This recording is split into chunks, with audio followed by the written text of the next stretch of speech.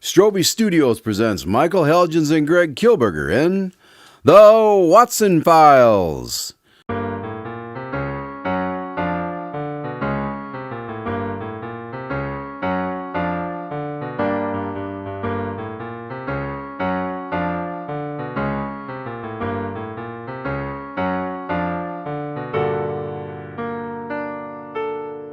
Coming to you from the illustrious Strobe Studios in the heart of America, this is Craig Dahlen.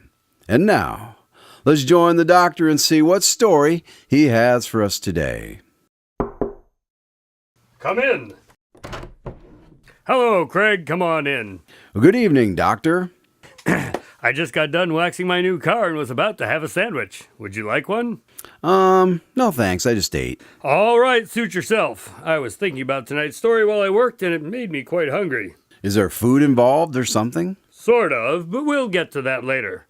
First, I'd like to begin... Hold a minute. What about this new car? It's not the blue one I saw parked out front.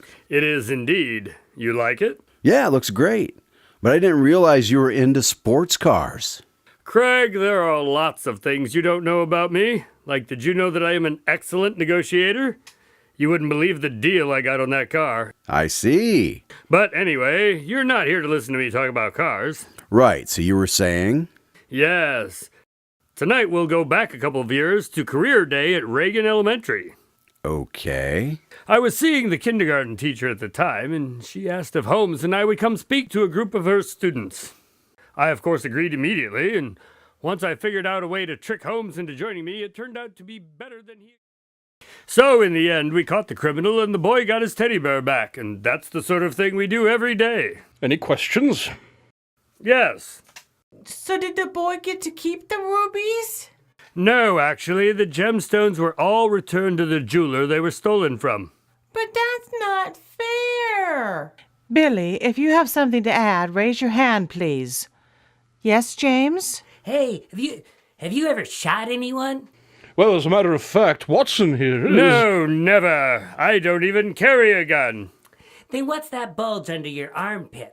Looks like a shoulder holster to me. Jack, this school is a weapons-free zone. It's not a gun. I, just work out a lot. And he says no to drugs. How do you kids even know about shoulder holsters anyway? Grand Theft Auto, duh. What? It's a video game, Holmes. They're naming video games after criminal offenses now? What's next? Sonic the Serial Murderer? Perhaps Statutory Rape Special Edition? All right. Why don't we give Mr. Holmes and Mr. Watson a hand? Thank you for coming, gentlemen.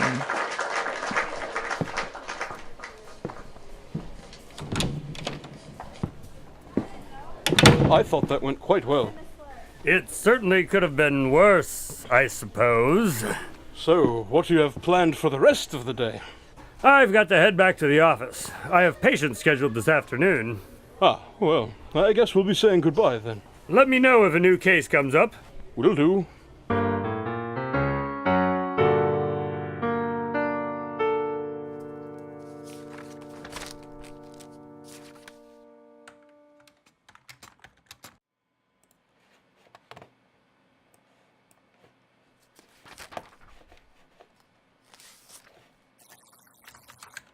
Dr. Watson, there's a young boy here to see you. Who is he? I'm not sure. He's not on your patient list, I don't think.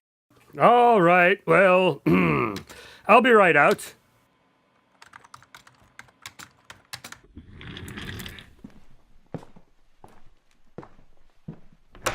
Well, hello, young man. How can I help you? Do you take cases for kids? Well, there's a first time for everything. You were one of the boys at career day this morning, weren't you? Yes, my name's Sam. All right, Sam. What's the case? I think there's something wrong with my grandpa. What do you mean? Where is he? At home, probably. Why do you think he needs help? Well, It's all right, son. You can tell us. I don't think he's him. I don't understand. Well, this morning, he took me to school and he made me a sandwich for lunch. Okay. But he used grape jelly. So, Strawberry is my favorite. Well, maybe he was just trying to help you branch out. No, he always uses strawberry. Is there anything else to make you think that something is wrong? No. All right. Well, I'm sure he's all right, Sam. Maybe you were just out of strawberry jelly. No, Grandpa always keeps a jar of strawberry jelly just for me, since I don't like the stuff Mommy makes. Your mom makes her own jelly? Yes, but it's always grape. Is your last name Beaumont? Yes. As in the Beaumont Winery? Indeed. So your pantry is probably filled with grape jelly. Yeah, but I don't like it. Well, Sam, your grandfather actually used to be a patient of mine. How about I give him a call in the morning and check in? Okay. Don't worry, Sam. I'm sure he'll be all right. Run along home now, okay? You don't want your parents to worry. Okay, thank you. That was strange. Yes. At first, I thought maybe something really was wrong with Mr. Beaumont. Well, perhaps there is. He's not a young man anymore. You're thinking Alzheimer's? Well, it's a possibility. Or he just hadn't had his coffee yet and used the wrong kind of jelly on accident. Entirely plausible as well. Oh well, I'll give him a call anyway, just to be sure. Whatever. Can you bring his number up for me? Sure. There you go.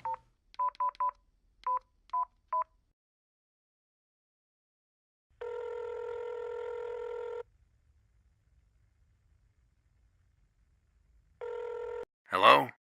Weathers? Dr. Watson? I'm sorry, I must have dialed the wrong number. Who are you trying to call? A patient, or actually a former patient of mine. Tom Beaumont? Yes, actually. You got the right number. Oh, all right. What are you doing at Mr. Beaumont's house? I wasn't aware you two were acquainted.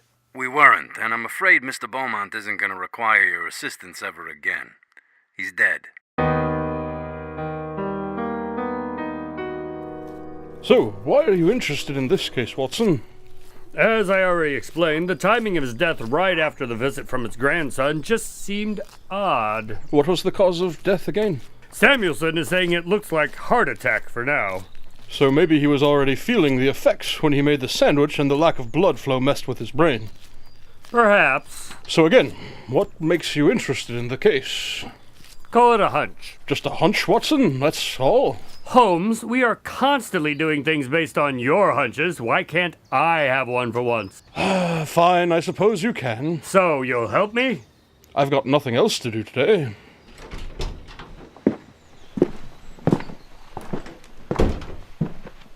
Jack, Spencer, thanks for coming. Of course, Max. But I'm not sure we're gonna need your help for this one. You never know, Max. Are you still thinking heart attack? Yes, it certainly looks that way. And the time of death? Well, based on temperature and onset of rigor mortis, around 5 or 6 hours ago, give or take. And who found the body? I did. Gary Vandervan? You know this man? Yes, Gary and I went to medical school together. How have you been, Jack? Quite well, actually, and yourself? Can't complain. So you were Mr. Beaumont's doctor? I did give medical advice from time to time, unofficially, of course, but I was primarily his lawyer. Gary went to law school after finishing medical school. Ah, I see. So you're one of those people. So, Gary, what were you doing at his house today? Well, I was bringing over a copy of his will, as it turns out. Why today? He came by my office yesterday and made some changes. That's pretty remarkable timing. I suppose he did say he hadn't been feeling himself lately, but I didn't think that this would happen. What was the change? Well, I was pretty surprised, actually, because he decided to add his brother, who was previously not included. Tim? His twin brother? Yeah. What was the source of the bad blood between them? I'm not sure. He didn't really like to talk about it. All I knew was that he wasn't leaving him any money. And now he all of a sudden changed his mind? That seems suspicious. Maybe. But as they say, time heals all wounds. And it's not uncommon for people to have a change of heart as the end approaches. Is there any chance he was being forced to change the will? It didn't really seem like it. He seemed pretty sure of his decision. Gary, is there any chance that it was Tim who visited you yesterday and not Tom? They do call them identical twins for a reason.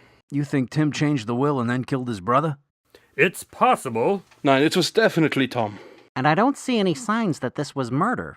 I won't know for sure without a full autopsy, but I'd say 9 to 1 this was a simple heart attack. Gary, how can you be certain that it was Tom in your office yesterday? His scar. Scar? Yeah, he had about a 3-inch scar on his right side from when his appendix was removed as a child. And you saw the scar yesterday? Yeah, I actually ran into him at a country club just after his workout. He mentioned wanting to add his browser back in. I questioned whether he was sure, but he insisted that he had thought it through, and I told him to stop by my office. So maybe this really is just a coincidence. Perhaps. No, it's not. It's not? Nope. What do you know that we don't? Dr. Samuelson, would you show us Mr. Beaumont's scar, please? I suppose.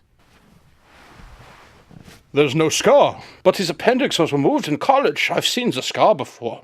But then what is... Doctor, would you show us the left side of the body, please? There's a scar over here. Do you mean? Now you've got it. I'm lost. Mr. Beaumont had situs inversus. Really? Yes, I saw him in the ER once back when I used to work over at Sisters of Mercy Hospital, and the unique nature of his condition stuck with me. And what is this situs whatever us thing? Situs inversus. It means his organs are on the wrong side. It affects only about 1 in 10,000 people. He was the only patient I've ever had with it. So this is Tom then? Yes. And I think you'd better arrest his brother for murder.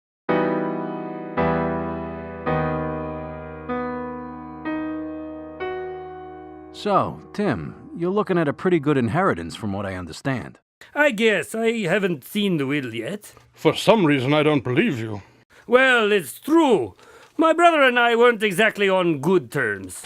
So I hear. Is that why you killed him? What? Come on, he changed his will to include you the day before he dies.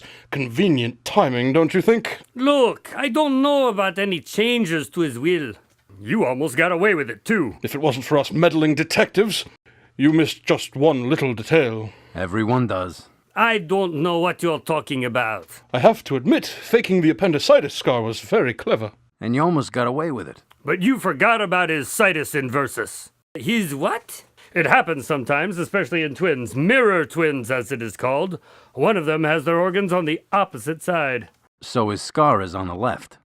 Okay, fine. So maybe I impersonated him, but I didn't kill him. So his death was just a coincidence? I guess. Yes, see, the problem with that is we found your prints on the body. And even identical twins don't have the same fingerprints. We know you did it. We just thought we'd give you a chance to confess and maybe the prosecution would go easy on you. Okay, hold on. Just, all right. The truth. That'd be nice for a change. All right. I didn't kill him. What happened to the truth? No, I swear. I found him dead. Right after you posed as him to change his will? No, 2 days ago. I've been thinking about how nice it would be to have my brother back. And now I'm getting older. Well, anyway, I stopped by his house just to talk, and there he was, dead. I looked in his desk for his son's phone number. We haven't really been on talking terms for a while. I found a copy of his will. And you saw you weren't in it. Yes. That's a nice story. The only problem is our medical examiner puts the time of death earlier today. I stashed his body in the freezer until I could get the will changed, and then I put him back where I found him this morning and warmed the body up with a hairdryer.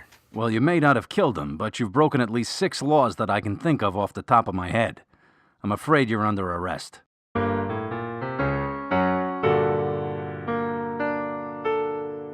So, Mr. Beaumont died of natural causes after all. Indeed, but his brother was certainly not innocent either. Yes, but he almost got away with it. Very nearly. If his grandson hadn't noticed the impostor and taken the initiative to ask me for help, the truth may never have been revealed.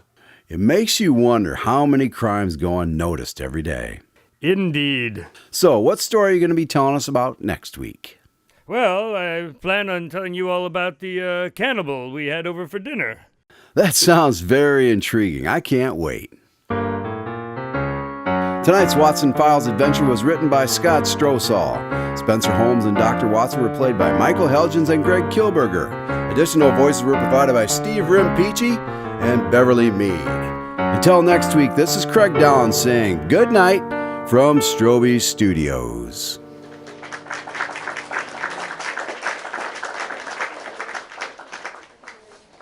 Looks like a shoulder holster to me.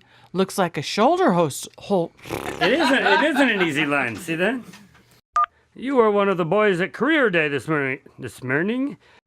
A patient, or actually a formal patient of mine. Formal? What did I say? Formal. Yes, he's very formal. Always showed up in a tux. Things based on your hunches. Why can't I have one for once? My hunches make sense. Piss off. Work over at the Sisters of Mercy Hospital, and in the unique nature of his condition, unique nature of his condition stuck with me. Yes, I saw him in the ER. Yes, I saw him in the ER once back when I used to work at Sisters of Mary Hospital. Mercy. He did say he hadn't been feeling himself lately. That's sad for him. Had he done that, he might have been a happier man. Perhaps statutory rape special edition? This time the condoms are off.